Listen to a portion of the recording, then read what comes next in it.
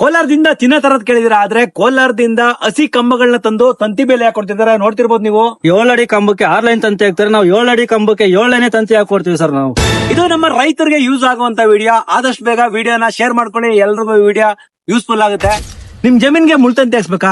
ಅದು ದೊಡ್ಡ ಲೇಔಟ್ ಆಗಿರ್ಲಿ, ಇಲ್ಲ ಚಿಕ್ಕ ಸೈಟ್ ಆಗಿರ್ಲಿ, ಇಲ್ಲ ಸಾವಿರಾರು ಎಕರೆ ಜಮೀನೇ ಇರ್ಲಿ, ಅದು ನಿಮ್ಗೆ ಹೋಲ್ಸೇಲ್ ಪ್ರೈಸ್ ಅಲ್ಲಿ ಕಡಿಮೆ ಬೆಲೆಯಲ್ಲಿ ನಿಮ್ಗೆ ಮುಳ್ತಂತಿ ಆಗಿರ್ಬೋದು, ಕಲ್ಕಂಬ ಆಗಿರ್ಬೋದು ಇವ್ರು ಹಾಕೊಡ್ತಾರೆ. ಸರ್, ಇದು ಒಂದು ಕಲ್ಕಂಬಕ್ಕೆ 2 ಕಲ್ಕಂಬ ಜಾಯಿನ್ ಮಾಡಿರಲ್ಲ, ಇದು ಏನಕ್ಕೆ? ಡಬಲ್ ಕಂಬ ಏನ್ ಹಾಕಿದೇವೆ ಅಂದ್ರೆ, ಇದು ಲೆಂತ್ ಇದೆಯಲ್ಲ, ಈ ತಂತಿ ಟೈಟ್ ಬರ್ಬೇಕಂದ್ರೆ, ಈ ಮೆಸ್ ಟೈಟ್ ಬರ್ಬೇಕಂದ್ರೆ ಅದೆಲ್ಲ ಬಂದೋಬಸ್ತ್ ಎಲ್ಲ ಇದ್ರ ಮೇಲೆ ಇರುತ್ತೆ. ಅದಕ್ಕೋಸ್ಕರ 8 ಕಲ್ಲಿಗೆ 2 ಕಲ್ಲು ಸಪೋರ್ಟ್ ಕಂಬ ಹಾಕ್ತಿವಿ ಸರ್.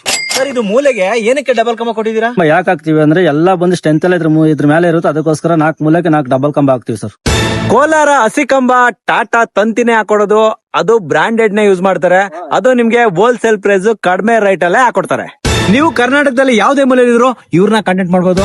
ನಿಮ್ದು ಹೊಲ ಗದ್ದೆ ಜಮೀನ್ ಸೈಟ್ ಲೇಔಟ್ ಏನೇ ಇದ್ರು ಇವ್ರನ್ನ ಕಾಂಟ್ಯಾಕ್ಟ್ ಮಾಡಿ.